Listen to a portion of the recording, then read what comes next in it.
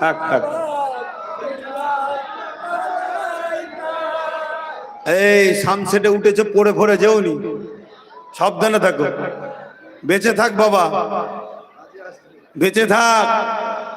লড়াইয়ের খদ্দের বাড়বে, দরকার আছে না নাই? আল্লাহ সব হায়াত বেরিয়ে দিক, বলুন আমিন। আল্লাহ ইমানের জোশ ক্ষমতা বাড়িয়ে দিক, বলুন আমিন।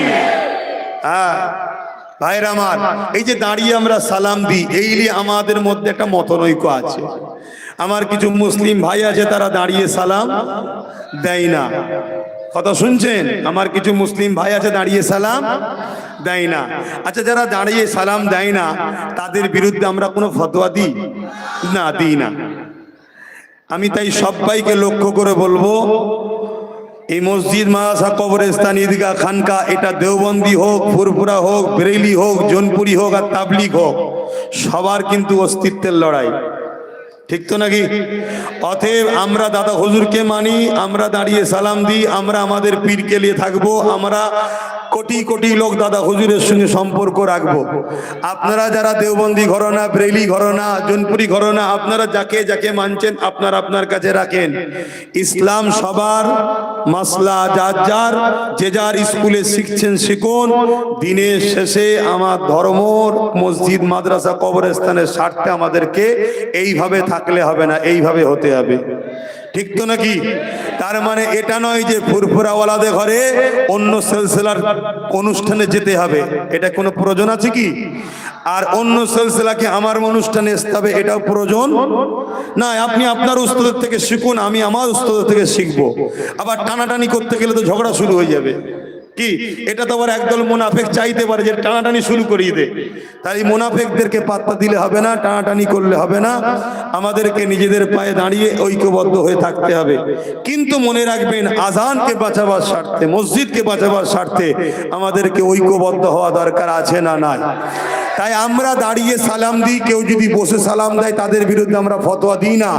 আশা রাখবো আমরা দাঁড়ালে আপনারাও ফতোয়াবাজি বন্ধ করে দিন, না হয় কিন্তু মতনৈক্য তৈরি হবে, ঠিক তো নাকি? এবারে আমরা দাঁড়াই কেন? এজন্যে দাঁড়াই, আল্লাহ রসুল এবং সাহাবা হুজুররা নবী পাককে বাবুল আদব কিতাবুল কিয়াম দাঁড়িয়ে দাঁড়িয়ে সালাম দিয়েছে, জোরে বলুন সুবহানাল্লাহ। এবং কোরআন পাকে আল্লাহ নবীকে সালাম দিবার সময় বলেছে সাল্লিমু তাসলিমা। যখন সালাম দেবে সব থেকে উত্তম ভক্তি ভালোবাসা আদবের সাথে সালাম দাও। কেন? সালাম দেব নবীকে, আর নবী জবাব দেবে আদবের সাথে লব, জোরে বলুন সুবহানাল্লাহ, আরো জোরে বলুন সুবহানাল্লাহ। আসুন মহব্বতে আমরা সালাম দিয়ে নবী সালাম ইয়া রাসূল।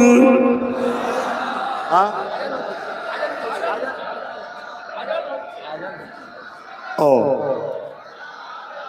সালাওয়াতুল্লাহ আলাইহি। আজান হচ্ছে, একটু আজানটা হয়ে যাক। ভাইকে ছেড়ে চলে যাবেন নাকি?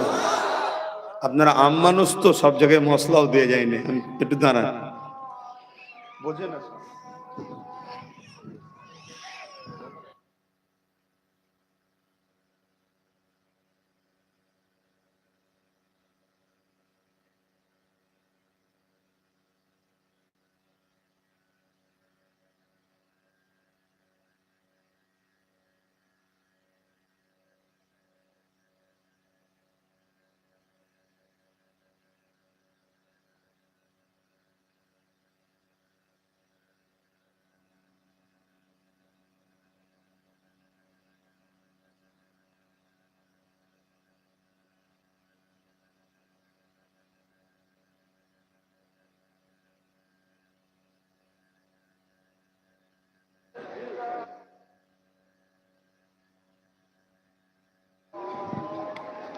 اللهم رب هذه الدعوة التامة محمد وسيلة الفضيلة والسماء محمد إلى جوات إنك يا نبي